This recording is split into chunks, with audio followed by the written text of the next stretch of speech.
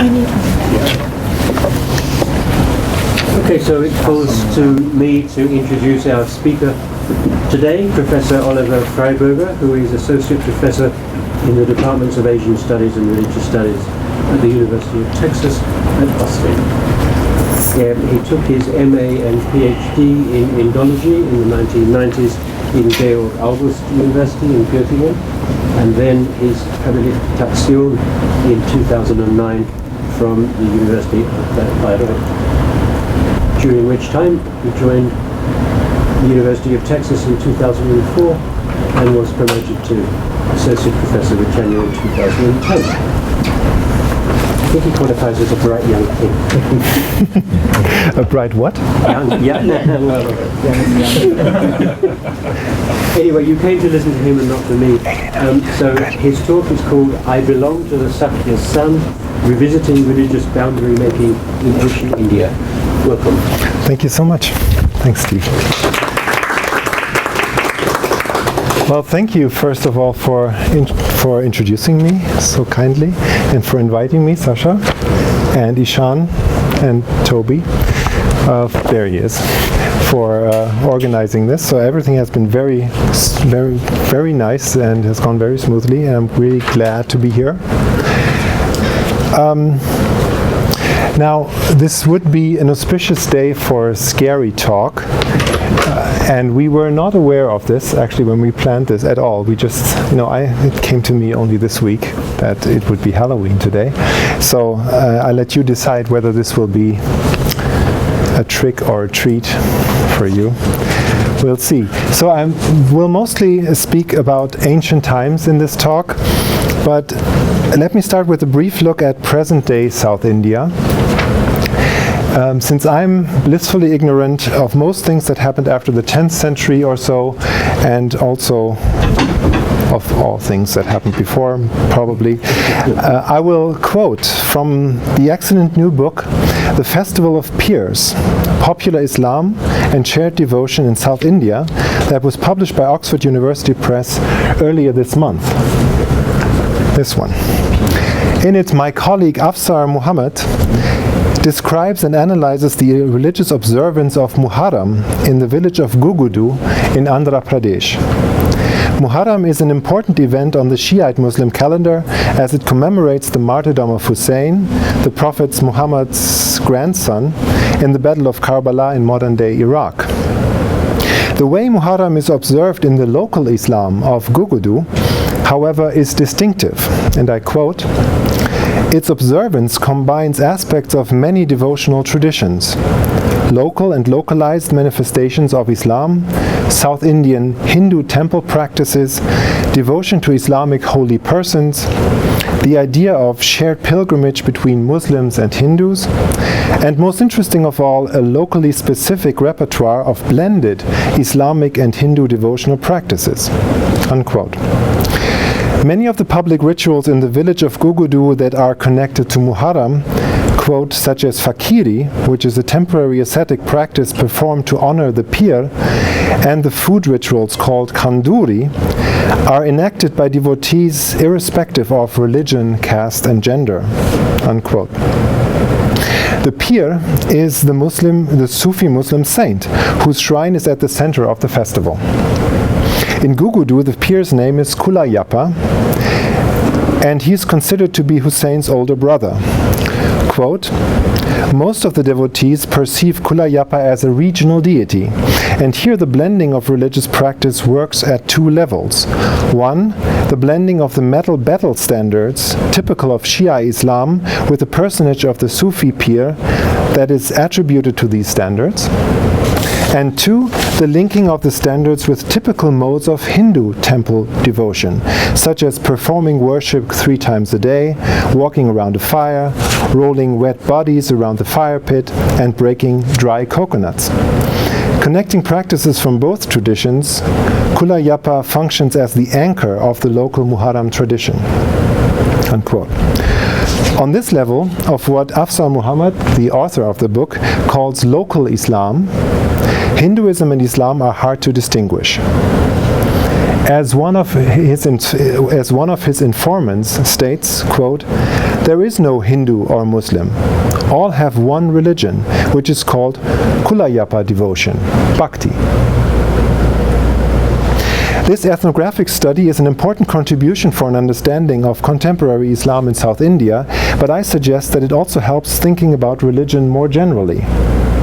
The fact that we cannot distinguish Hinduism and Islam in certain local contexts, and more importantly, that they are not distinguished by the religious actors themselves, raises the question of whether this is such an unusual phenomenon after all. In fact, it seems likely that religious boundaries are of little importance in many contexts of local religious practice. Just think of pious American Christians who attend yoga classes, practice Zen meditation, or read horoscopes. And I suspect that this is true for pre-modern times too. But this is only one side of the story. Afzal Muhammad's book also shows that besides this local Islam, there are also proponents of what he calls localized Islam. These local actors play down the local blended rituals and put a greater emphasis on the pan-Islamic tradition, thereby highlighting Muslim identity and the religious boundaries of Islam. Quote, "Whereas local Islam draws the entire community around the shrine of the pir to participate in a fluid ritual life, this authoritative Islam tries to draw practitioners away from the shrine and toward a more mosque-centered religion." Unquote.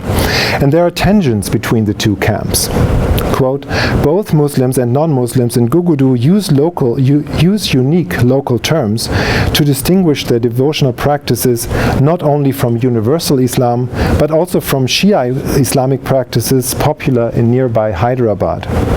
Most Muslims in Gugudu now claim that their specific practices of Islam are true and proper, in a seemingly direct challenge to the growing notion of true Islam, Asli Islam, as preached by reformist Muslim groups." Unquote. I wish to suggest that this side of the story, the localized Islam, so to speak, existed in pre-modern times as well.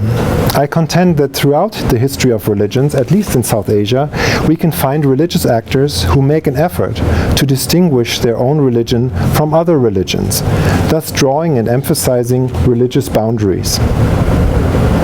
However, such a claim confronts us with a fundamental theoretical and terminological challenge. Can we speak of religions in pre-modern non-European cultures at all? Some scholars, such as Timothy Fitzgerald, Russell McCutcheon, and others, object to using the term religion for such cultures because, in their views, those cultures did not distinguish between a religious and a secular sphere. Western scholars had imposed on them this Western distinction that was deeply rooted in Christian European worldview, and thus also the term religion, which was fundamentally a product of Western imagination. According to these scholars, speaking of religion in those contexts is anachronistic and perpetuates a Eurocentric and ultimately hegemonic and colonial attitude. A number of recent studies challenge this criticism. For example, Kevin Shilbrack's recent article, "Religions, Are There Any?" in JAR. Since I had the privilege to co-edit a volume on this topic, I'm not an innocent bystander in this debate either, full disclosure. The studies in our volume were all written by scholars who actually work on pre-modern Asia. Most critics do not. They complicate matters and can, I believe, largely refute the raised objections. They show that even if there is no single term in the respective languages that would exactly correspond to our English word religion, those cultures very often did identify a distinct cultural segment which can most appropriately be called religion. Also, in a recent article in the Journal of Religion of Japan, Religion in Japan, Christoph Kleine shows conclusively that in medieval Japan, religious and secular spheres were clearly distinguished, both conceptually and terminologically. Perhaps recognizing this is yet another way to provincialize Europe. by refusing to presuppose that pre-modern non-European cultures were somehow unable to develop abstract concepts, that only European intellectual history had the capacity to produce all the modern categories of classifying the world. Of course, authors who hold this view take an accusatory stance against Western scholarship, but it is still, in my view, a Eurocentric outlook, just a negative one. Michael Pye has called this outlook Westernism. Clearly, the term religion is a European term, with its own etymology and history. But so are other abstract terms, for example, economy or politics. I suppose that few would seriously claim that ancient India had no economy, or ancient China no politics, just because Sanskrit and Chinese may not have words that exactly correspond to the semantic range of our terms. Scholarly terms must be thoughtfully applied and need to remain under permanent scrutiny, but there is no scholarship without them. Jonathan Z. Smith places the term religion on an even more abstract level by putting it on a par with the categories language and culture. For him, religion is a term that we own and control, a term that establishes the discipline of religious studies. He writes, as is well known, quote, "Religion is not a native term. It is a term created by scholars for their intellectual purposes and therefore is theirs to define.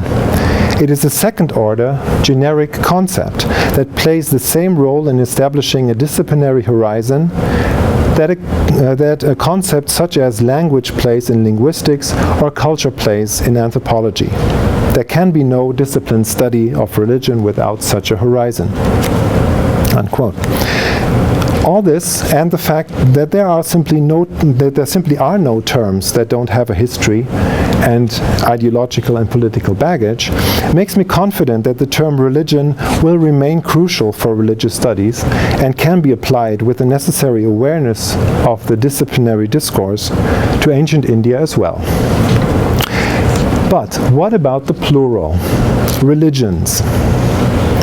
How can scholars distinguish religions in ancient India?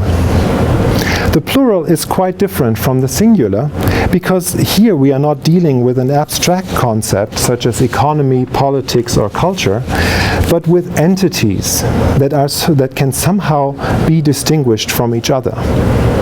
The plural religions implies boundaries. Plurality presupposes a number of distinguishable singulars. Who draws these boundaries? First and foremost, it is religious actors who demarcate the boundary between their own religion and the other. And in the remainder of this talk, I wish to reconsider the ways in which we study such acts of demarcation or boundary making in microhistorical contexts. First, I suggest 7 aspects of analysis. And that's a symbolic number that I, of course, picked on purpose. I did not, it just came up. 7 aspects of analysis, presented here in no particular order. Most of these are probably self-evident to historians of religion and to you all, but I find it useful to highlight them individually, if just to remind us of the complex nature of the issue. But this is also work in progress, and I welcome comments and suggestions afterwards. Then I wish to focus on one of these aspects by presenting 2 examples from South Asian religious history. And there we go into the material. So, first, the analysis of boundary making, 7 aspects. And I will just go through this very quickly. Certainly, the first analytical step when we look at boundary making, when we look at how boundaries between religions are constructed, is the description of this demarcation. That means identifying its exact form and the level on which religious people draw the boundary between our religion and their religion. For example, on the theological or philosophical level, regarding ethics or social norms, in ritual or other religious practice, and so on. Second, we may examine the relation between postulated difference and contextually attested difference. if the available sources allow for such an investigation. It is sometimes possible to show, and that's what I mean by that differences appear much smaller than claimed. For example, when two rituals differ only in what we would consider minor details, while these actors assert a fundamental distinction.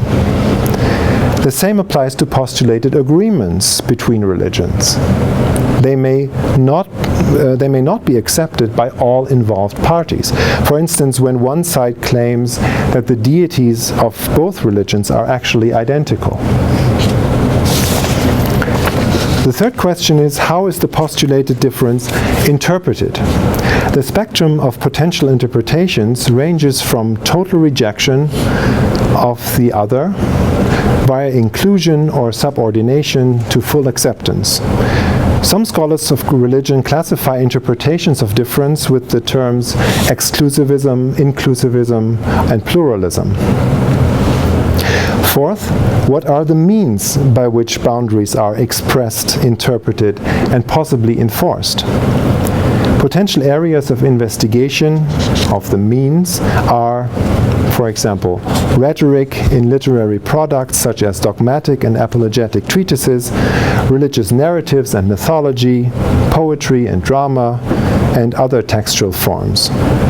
Other areas of investigation are religious behavior in rituals and customs, art and architecture, political support or rejection, religious law, and more. To analyze means of expressing, interpreting, and enforcing boundaries, scholars apply terms like syncretism, inculturation, acculturation, persecution, dialogue, and the like. But why do some religious people feel the need to draw a boundary between their own religion and a different one in the first place? What do they gain by assuring themselves and others that they are Muslims, not Hindus, or Buddhists, not Jains? Thus, my fifth question is, what are the motives for demarcation? If they are detectable, they often appear as a web of religious, social, political, and economic factors. The act of boundary making is often closely linked to the interests of specific groups of religious actors. Since demarcating the boundary to the other also defines oneself, we can slightly change the perspective and analyze the thus constructed religious identity. Point 6. The construction of religious identities is sometimes linked to that of other identities, and that can be investigated. For example, social identities, linguistic identities, spatial, regional, national identities, gender, class, race identities, and so on.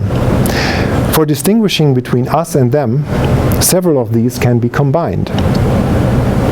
And finally, when examining microhistorical contexts, we may anticipate a potential plurality and instability of boundaries. The possible situation that multiple, even conflicting boundaries are drawn by different actors in one and the same historical situation. And the possibility that boundaries are unstable and shifting over time. In other words, a variety of competing identity and constructions may appear at the same moment, and each one of them is subject to change. It is this seventh point on which I will particularly focus today. I want to discuss two examples from South Asian history. Both are rather well-known topics, well-known subjects, which makes them easier to handle and gives you a better opportunity to point out my shortcomings of the story. The first one deals with the boundary between what we call Hinduism and Buddhism, two traditions that have an eventful common history with multiple forms of cross-pollination, mutual enrichment, animosity, persecution, and boundary making. I wish to discuss one case, the role of the Buddha as an avatar of Vishnu. And here, to make this crystal clear, I even made this little circle here so you can see where the Buddha is among the 10 avatars of Vishnu in this depiction. The Puranas provide rich mythological narratives about each avatara, as you all know, and their particular functions. Here, the Buddha avatara has essentially two functions: deluding the demons and criticizing Vedic animal sacrifice. Both functions do not always appear together, and they are, as we will see, not easily reconcilable. Let me quote two verses that capture these two functions well, one from the Bhagavata Purana, 8th century probably, and the other from Jayadeva's Gita Govinda. The Bhagavata Purana summarizes the first function of the Buddha avatara as follows, and you can see number 1 on the handout for this. When the Kali age has begun, he will be born, being Vishnu, right, will be born under the name of Buddha as son of Jinna among the Kikata people to delude Samuhaya, the enemies of the gods. The fact that here the Buddha's father's name is Jinna and that he was born among the Kikatas, who we locate at present-day Gaya, does not need to concern us. More importantly, his mission is clearly stated. Vishnu descends in his incarnation as the Buddha in order to delude the enemies of the gods. Right, so this is just one verse that makes that clear. The Gita Govinda verse reads as follows, number 2 on the handout. Having appeared with a compassionate heart, you denounce the killing of sacrificial animals that sadly has arisen out of Vedic texts because of the injunction to sacrifice. O Keshava, who donned the body of the Buddha, victory to you, O Hari, Lord of the world. Now this verse is in the beginning of the Gita Govinda, where all the avatars are presented in one verse, right? So this is all that's been said about the Buddha avatara. Here Vishnu in the form of the Buddha is praised for despising the bloody sacrifice, and I will return to this in a moment. In a longer version of this paper, I take a closer look at the Vishnu Purana version of the Buddha Avatara narrative and try to apply the 7 aspects of analysis that I mentioned earlier, thereby drawing heavily on previous scholarship, especially Wendy Doniger's chapter, The Corruption of Demons and Men, the False Avatar, in her book The Origins of Evil in Hindu Mythology, which is, as far as I can see, the most comprehensive analysis of the Buddha Avatara concept so far. Due to time constraints, I focus here only on the plurality of boundaries found in this example. In the Vishnu Purana, and in the Puranas in general, the most prominent task of the Buddha Avatara is deluding the demons, the asuras or daityas. Both are used in the text. The demons who have taken control and rule the world. Vishnu assumes the form of the Buddha to teach them false doctrines so that they abandon the Veda and becomes vulnerable and can be defeated by the gods. These stories draw a clear boundary between Buddhism, or more precisely, between Hinduism, or more precisely Vaishnavism, and Buddhism. Vishnu appears not only as the true origin of Buddhism, since it is him who first teaches Buddhist doctrines in the guise of the Buddha, but the Buddhist doctrines are also fundamentally flawed and false, taught for the single purpose of misleading the demons. Implied here is that people who actually follow those doctrines today, that is, Buddhists, are equally deluded. There's no indication that a single Buddhist ever accepted the notion that the Buddha was an avatar of Vishnu, let alone the idea that the Buddhist doctrines were false and deluding. While some scholars argue that the avatara concept was an attempt to integrate Buddhism into Hinduism, a close analysis of these stories suggests otherwise. It seems rather unlikely that anyone would have hoped to attract Buddhists with them, since Buddhism appears in a fundamentally negative light. Not the Buddha himself, because the Buddha is Vishnu, right? So what Vishnu does is right. But what he does is deluding others with false doctrines. So everyone who follows these false doctrines is deluded, right? So the Buddha is fine, but the Buddhists are not. And yet this is not the whole story. The Buddha Avatara motif was also used in other boundary-making activities. According to some texts, this Avatara came down to criticize and abandon the animal sacrifice of the Vedic religion. And in this function he is widely praised. And some texts, such as the Gita Govinda here, in this verse, as we have seen, don't even mention his negative role as the deluder of demons. In fact, there is a tension between the two functions. If he abandons animal sacrifice, which is always viewed as a positive move, how can all his teachings be false and deluding? Right? Instead of setting up a firm boundary between Hinduism and the false and heretic Buddhism, these texts purposely obliterate the boundary. The Buddha appears in a truly positive light, almost as a reformer of Hinduism.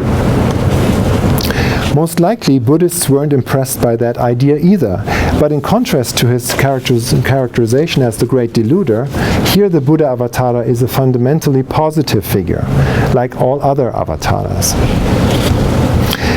And in yet another take on the concept, in other Puranic passages, we're back at his first role, but in a completely twisted way. Here, the Buddha Avatara appears in the world to protect from the intoxication, pramada, spread by hordes of heretics, pashanda gana, which is number 3 on the handout. Rather than deluding demons, and thus deliberately producing heretics, here the Buddha Avatara protects people from heresies, quite the opposite of his first function. Adalbert Geil writes, and I translate from German, quote, "In a last Puranic phase, the explanation for Buddha's Avatara rank is taken ad absurdum. The idea of the delusion of demons is turned on its head. The fox is put in charge of the henhouse." Unquote. I'm afraid I don't share Geil's bewilderment. In fact, assuming that the Avatara who can delude the powerful demons with false doctrines also has the power to protect from such heresies doesn't seem absurd at all. Just think of the goddess Kali, who is depicted in horrific ways, including wearing a necklace of severed heads. She is worshipped because she thus shows her power to defeat the enemies.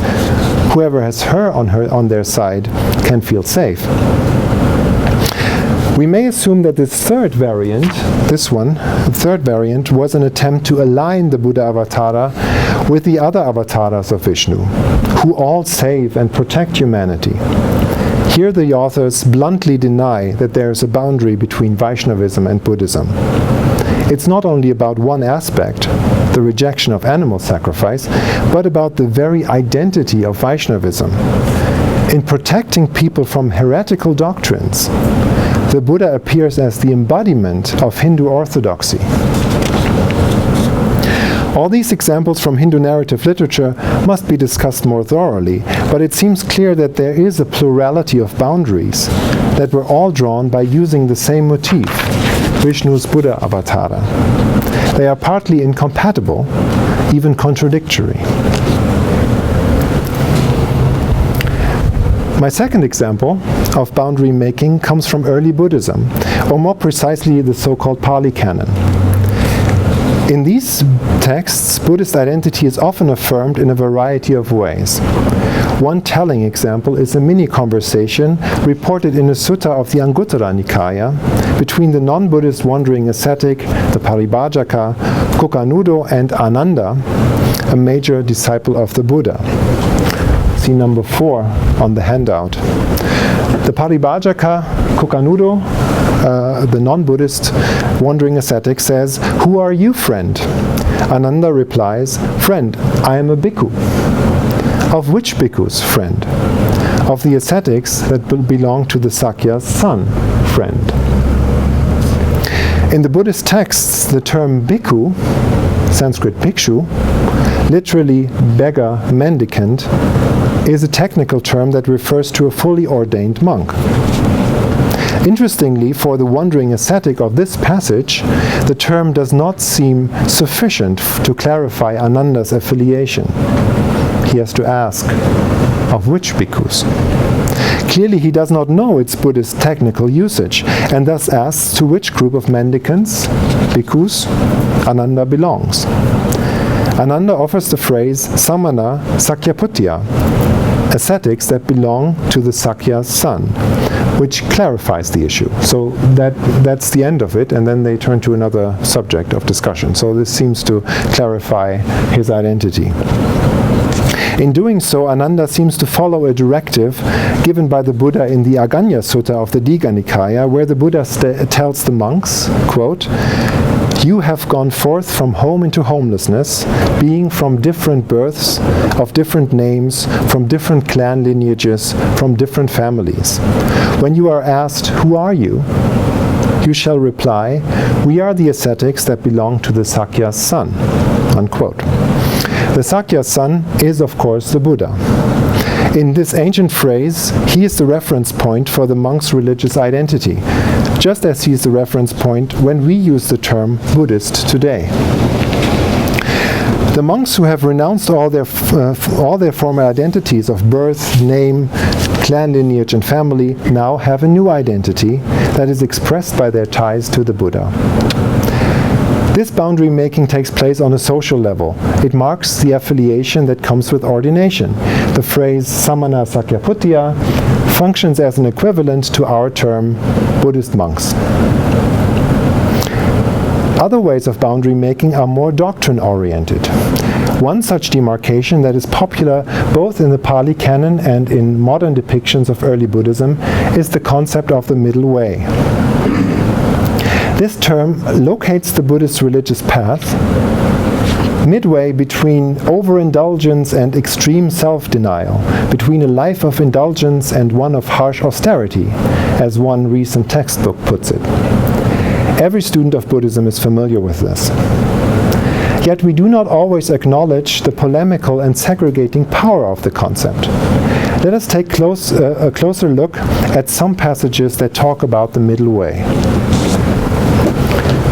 First, the most famous one. As is well known, the Buddha's very first Dharma talk, right after his awakening, the so-called Sermon of Benares, begins with these words. And I quote Horner's translation because it looks so solemn. Then the Lord addressed the group of 5 monks, saying, "These 2 dead ends, monks, should not be followed by one who has gone forth." Which 2? That which is among sense pleasures, addiction to attractive sense pleasures, low, of the villager, of the average man, un-Aryan, not connected with the goal. And that which is addiction to self-torment, ill, un-Aryan, not connected with the goal.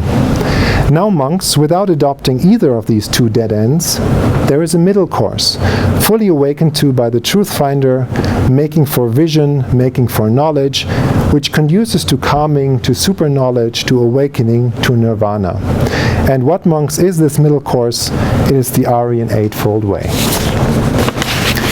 The 2 dead ends, or extremes, anta in Pali, refer to religious practices that the Buddha rejects.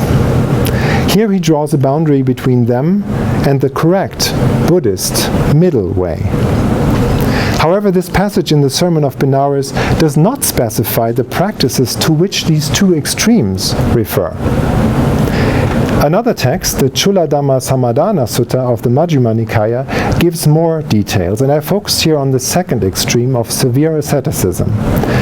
The sutta provides a long list of ascetic practices that constitute suffering in the present as well as resulting suffering in the future. This is a stock list of non-Buddhist practices that appear a number of times in the canonical texts. It includes the violation of decencies, several restrictions concerning the acceptance, the amount, and the types of food, restrictions about the types of clothes, and a few other bodily practices. According to this sutta, an ascetic who performs these practices, quote, "at the breaking up of the body after death, will be born in a woeful and miserable state of suffering in the Niraya hell." See number 5 on the handout. And the Buddha predicts the same fate, of course, for persons who indulge in sensual pleasures, kamesu. Right, so the other extreme. The boundary between the right practice, the Buddhist practice of the middle way, and those other extreme practices cannot be drawn any clearer. If you go to one of those extremes in your religious lifestyle, you'll end up in hell. So all this is pretty well known. Interestingly, however, when we take a closer look at the list of dismissed ascetic practices, we find surprising overlaps with the so-called Dhutangas, which are considered optional practices for Buddhist monks. See number 6 and 7 on the handout. In lists of varying lengths, the canonical texts contain a total of 14 such Dhutangas. We can talk about this number if you want to. Of these 14, 8 correspond to the abhorred ascetic practices of the other list, for which you go to hell. So, I have this here on the screen. 4 of these are identical. So Pangsukula is the same, which is wearing rag robes. Abukasika, staying in the open air, right? It's the same word. Yatasantatika, sitting on the seat offered, is the same. And Namacham Namamsam, no meat, no fish, is also the same. This is exactly identical. One is quasi-identical, if you will. The Dhuttanga practice of ekasanika, eating once a day, corresponds to the practice of taking food only once a day. Ekahikam pi aharam ahareti. And 3 are, I would say, very similar. Living as an alms beggar, pindapatika, and eating bowl food, patapindika, corresponds to non-consenting to accept food offered, abhihata, or specially prepared, udissakata, or to accepting an invitation, nimantana. And the Dhuttanga practice of staying in a cemetery, sosanika, Dhuttanga practice, this is a Buddhist practice, right, of staying in a cemetery, sosanika, suggests an ascetic practice similar to wearing cerements, chavadusa. The remaining 6 Dhutangas, right, these are 8 Dhutangas, total 14. The remaining 6, not mentioned in the other list, appear to constitute, at least for the most part, forms of asceticism that seem even more radical than those in the other list. And you can check this on the handout. Quite a number of canonical passages suggest that many Buddhist monks practice one or several of the Dhutangas and similar ascetic practices, and that this was widely accepted. In various passages, the Buddha acknowledges them and encourages their observation. And in the Thera and Therigatha, the canonical first-person accounts of monks and nuns, the Dhutangas appear as a very popular practices too. Even today, the Thai forest monk tradition upholds the practice, as you probably all know. Thus, the canonical texts, and this is my point, display 2 very different ways of dealing with those ascetic practices. One that has no problem with monks observing them, as Dhutangas, and one that condemns them in the most explicit way by stating that the practitioner will end up in hell. The latter is related to the concept of the middle way, which I contend needs further attention. A closer look shows that it has a number of quite remarkable features. First, it states explicitly what the middle way is not, namely the extremes, but its positive definition is rather flexible. What constitutes the middle way varies from passage to passage. One time it is the Eightfold Path, as in the Sermon of Benares. Then the contemplation of body, thoughts, feelings, and dhammas. Then certain meditation activities, plus the Eightfold Path. And another time entering the 4 meditations, jhana, and being born in the heavenly world. Furthermore, the negative and the positive definitions are factually unconnected. There's no reason why a certain meditation practice should have an inherent middle character, or why the Eightfold Path should be a particularly middle one. The label middle way, Majjhima Patipada, is derived only from the negative definition. Another curious fact is its position in the Sermon of Benares. Here, as we saw, it is defined as the Eightfold Path, which appears again, verbatim, only a few lines later as the contents of the Fourth Noble Truth. This curious duplication in that otherwise extremely concise text may indicate that Buddhist redactors wish to link the concept of the middle way to the Four Noble Truths in the Buddha's first sermon. Since the redactors of the canonical texts most likely paid utmost attention to the way in which the Buddha's first Dharma talk is presented, I suggest that the Buddhist monks who were opposed to more ascetic practices had their hands in composing the Sermon of Benares. They placed the concept of the middle way at its very beginning, making it the very first thing that the Buddha teaches. It features even more prominently than the Four Noble Truths. These, in turn, appear rather unrelated to the middle way, except for having the Eightfold Path as the common component. I argue that the concept of the middle way was used as a rhetorical tool that was directed against more severe asceticism. Its polemical and segregating power, derived from its negative definition, was more relevant than its positive definition, which could vary. Modern scholars normally accept its inherent distinction between middle way Buddhists and extreme non-Buddhists.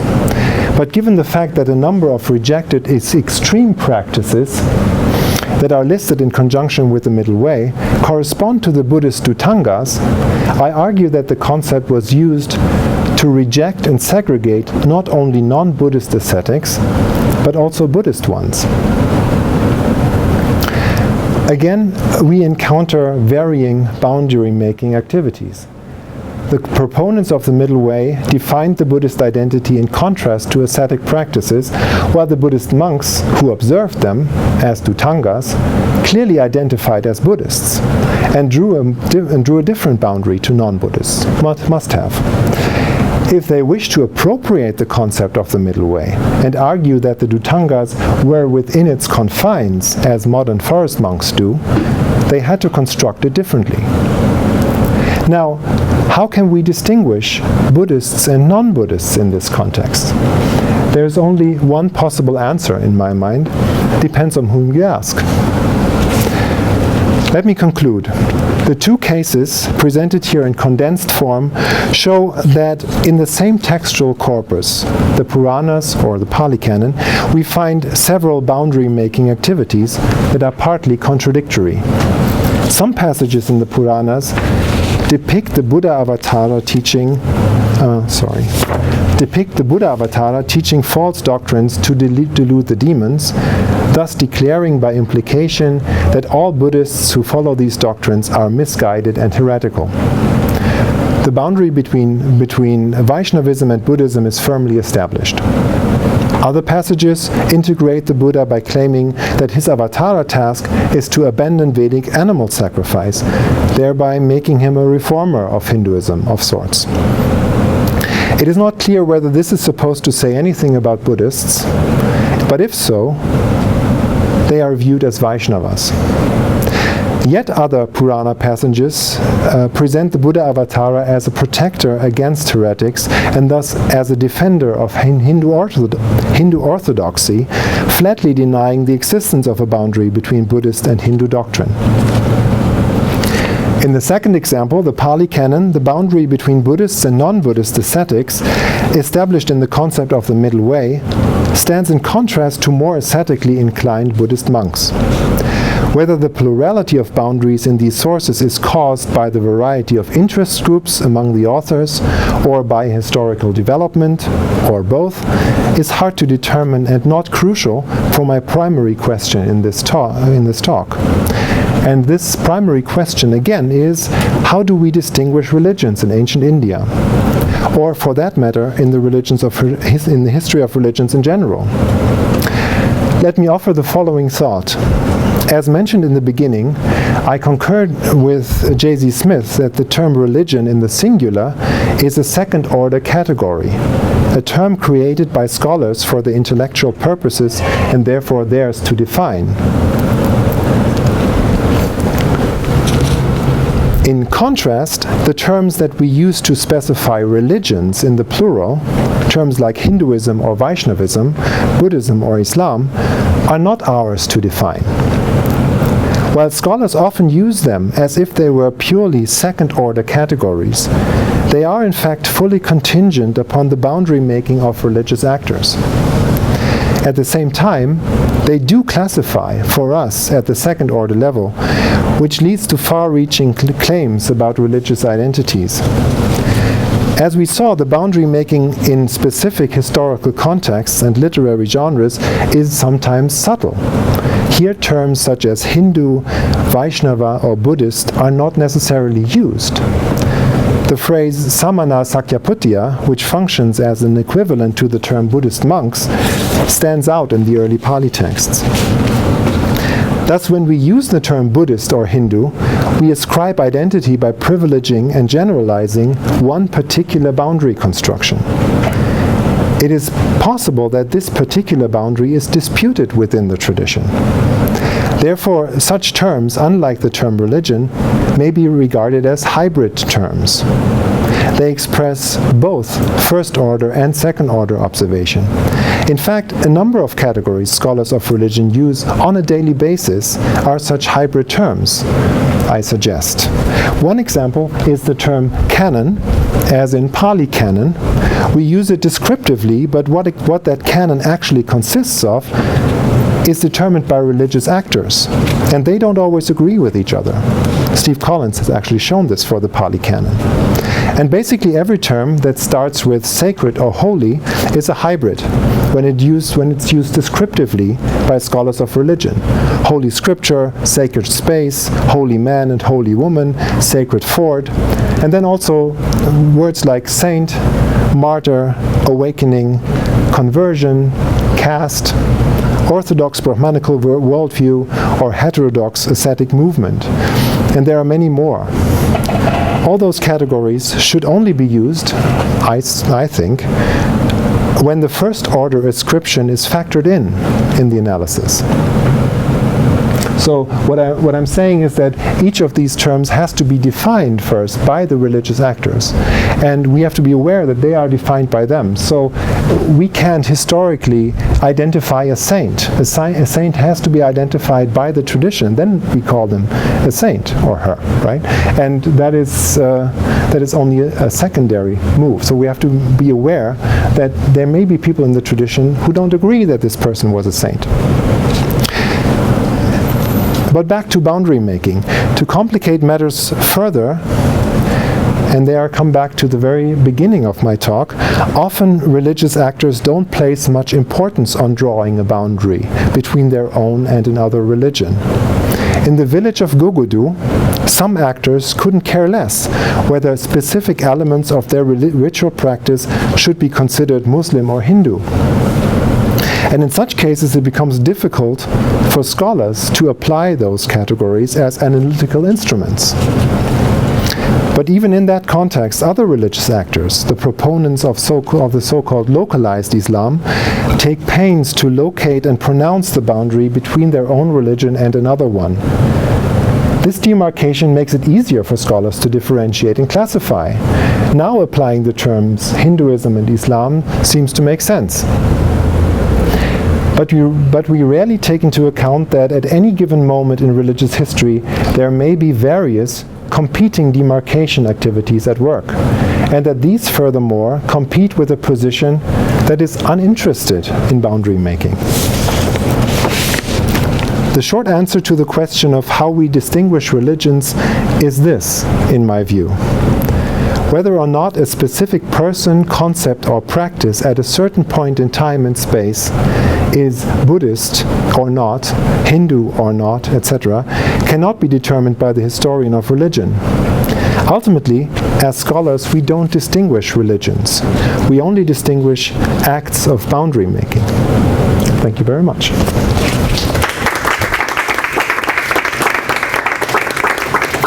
We had lots